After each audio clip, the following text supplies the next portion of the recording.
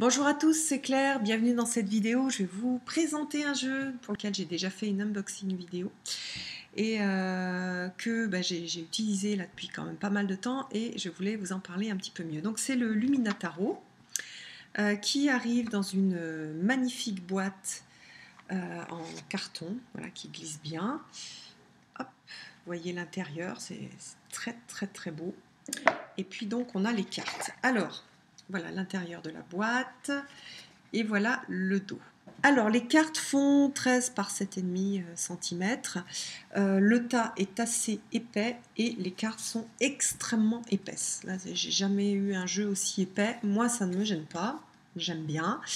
Avec l'expérience, je vois quand même que ça donne une certaine fragilité un petit peu au jeu. Mais bon, voilà. Le jeu a une odeur de malade. J'adore ouvrir la boîte. Il sent le polyvinyle acétate, c'est super agréable, la colle à bois en fait. Voilà, alors, le dos est assez simple, noir, avec des petits dessins, un peu on dirait des flocons de neige. Et puis, on a un style assez particulier de noir et blanc, avec quelques touches de couleur.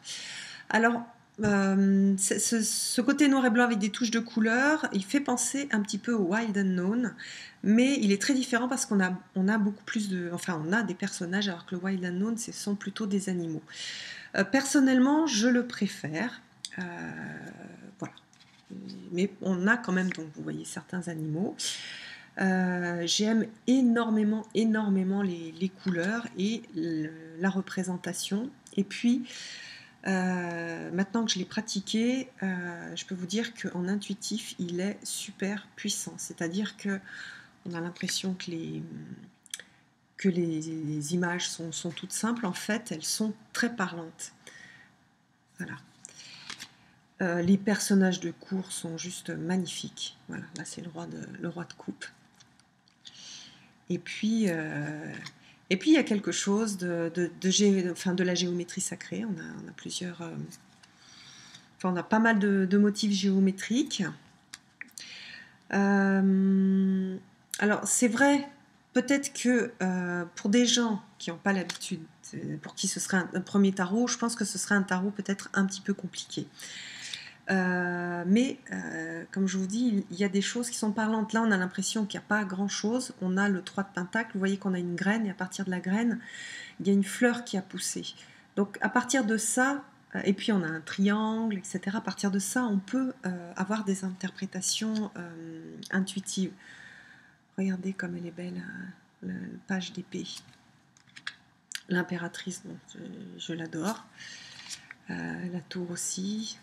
Bon, de toute façon, j'aime tout. J'aime beaucoup les animaux, j'aime beaucoup oui, la façon dont le jeu a été conçu. Bon.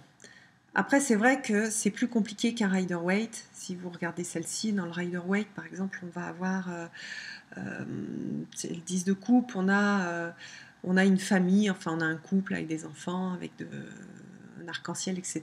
Là, on va avoir, on a 2 papillons. Donc cette réalisation émotionnelle, elle est exprimée par ces 2 papillons. Il y a beaucoup de papillons de nuit. Ça, c'est un... Comment ça s'appelle ce papillon? Un sphinx de la mort, je crois. Voilà, ça, c'est une carte qui m'a posé problème pendant un moment. Et puis, à force de l'utiliser, j'ai développé en fait un lien avec ce jeu qui est très particulier. La justice, j'adore. Voilà, là, le 8 de bâton avec les lumières sur les côtés, enfin les sortes d'allumettes. Donc on a cette notion des bâtons bien sûr de feu, d'étincelle, et puis de vitesse, la vitesse de l'étincelle pour allumer les bâtons. Et là, on a plus une vision, je trouve, de vitesse qui va dans toutes les directions. On a quelque chose de plutôt multidirectionnel, alors que par exemple dans le Rider-Waite, tous les bâtons vont tous dans la même direction. Donc c'est intéressant aussi lors des interprétations. Très belle aussi. On a des animaux, pour chaque suite, on a des animaux différents. Dans la suite des pentacles, on a des ours. L'ours qui est plus, qui a un côté beaucoup plus grégaire, beaucoup plus de pentacles deniers. Donc là, on va avoir voilà, le 9 de coupe qui est la réalisation des souhaits. On a le soleil et la lune, les coupes en rond. Le 9 de bâton, le fait de rester sur ses gardes. On a la pyramide, on a les bâtons, mais des bâtons métalliques avec le brillant au bout. Donc attention, je reste sur mes gardes, les armes sont prêtes pour protéger derrière la pyramide. Le fou, j'en suis folle, le jeu de mots. Voilà, donc c'est un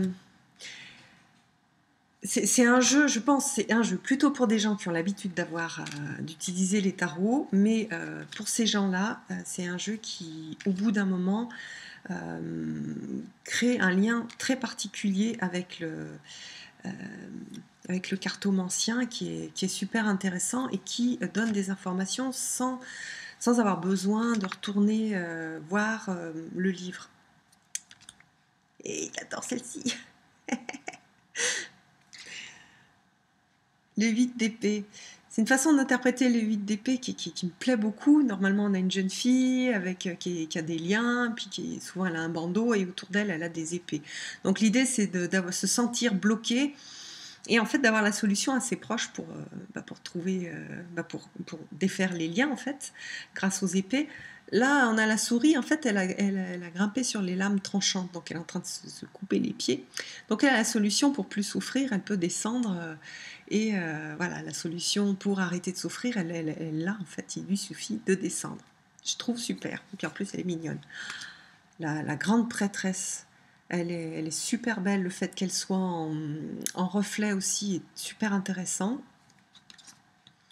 La force, vous voyez qu'on a aussi, voilà, là la force est associée au signe du lion. On retrouve en fait les associations avec le zodiaque, le soleil. 10 de pentacle avec l'ours.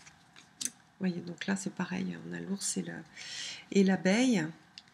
Oh, regardez comme il est magnifique. Voilà, donc là on a des ours pour les pentacles. Et des oiseaux pour les épées.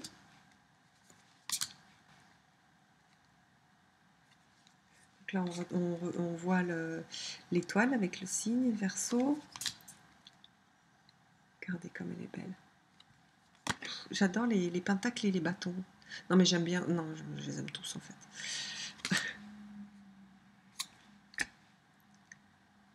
Magnifique la mort.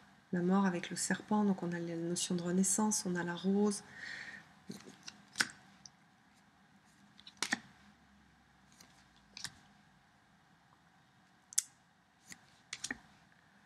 Un bel empereur. Wow, celle-ci elle est belle. Cavalier de bâton. Ah, celle-ci aussi magnifique. Donc, voilà, je montre un petit peu.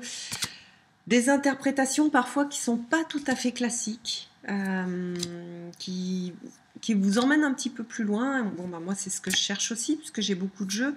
Donc, je trouve assez intéressant d'avoir un jeu qui apporte en fait une vision différente des cartes, ou une vision plus détaillée, ou une vision avec une autre façon de regarder la carte justement. Et c'est vrai que c'est super intéressant, et puis c'est un jeu qui est très très beau. Alors le livre, c'est pareil, très très bien fait. Il est très bien fait, il y a très peu d'explications au départ, on attaque pratiquement tout de suite les cartes.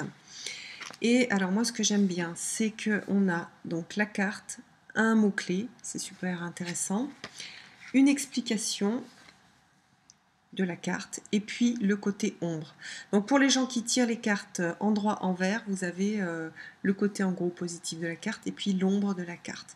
Moi je fais pas ça, j'utilise les deux, et en fonction de de la situation de la carte ou de la question, je